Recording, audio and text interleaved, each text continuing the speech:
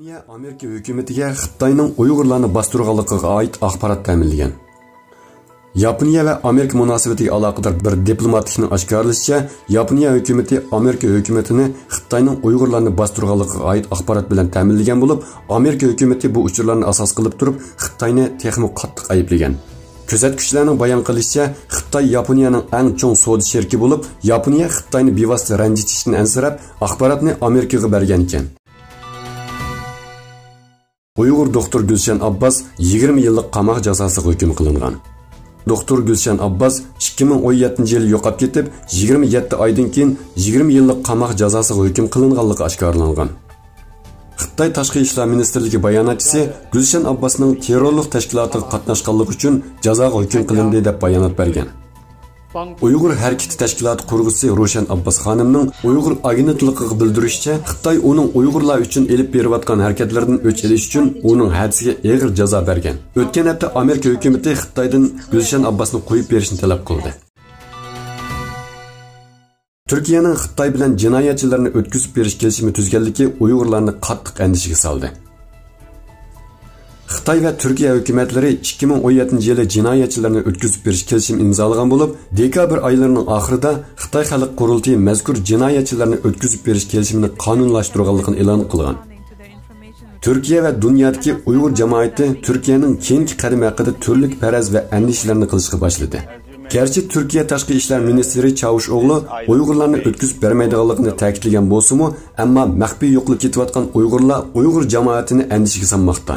Türkiye Büyük Millet Meclisi a'zolari bo'lsa, bu qonun loyihasini tasdiqlamaydiganligini bildirmoqda. Akbar Asadning taqdiri xalqaro axborotda keng yer oldi.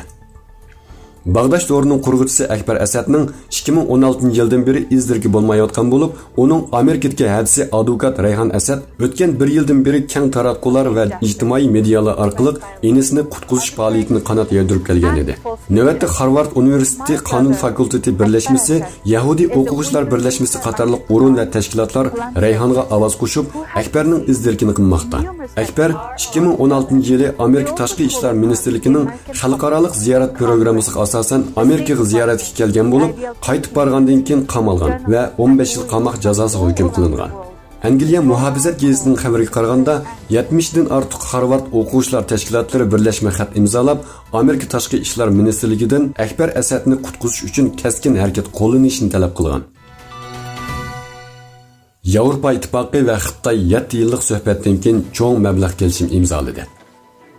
Yevropa ittifoqiga a'zo 27 davlat Xitoyning Uyg'ur va Tibet qatorliq millatlarga qilayotgan tarixiy jinoyatlarga qaramasdan Xitoy bilan g'oyat zo'r so'mlik mablag' selish kelishimi imzolagan. Mazkur mablag' selish kelishimida Xitoy burunqiga qaraganda yo'l qo'ygan bo'lib, Xitoy mablag' solg'uvchilardan texnika o'tinib berish moddasini bekor qilish. Mazkur mablag' kelishimini Germaniya zo'r kuch bilan qo'llagan bo'lib, Xitoyning majbur emgak siyosatiga sukut qilganligi uchun Germaniya hukumatı tanqidga uchirmoqda. New York vaqt gazetining xabariga qaraganda, garchi mazkur kelishim imzolangan bo'lsa-mu, ammo u har qaysi davlatlarning parlamentlari va Yevropa parlamentining tasdiqlashiga suniladigan va bu jarayonda qarshilikka uchrash mumkinchiligi bor ekan.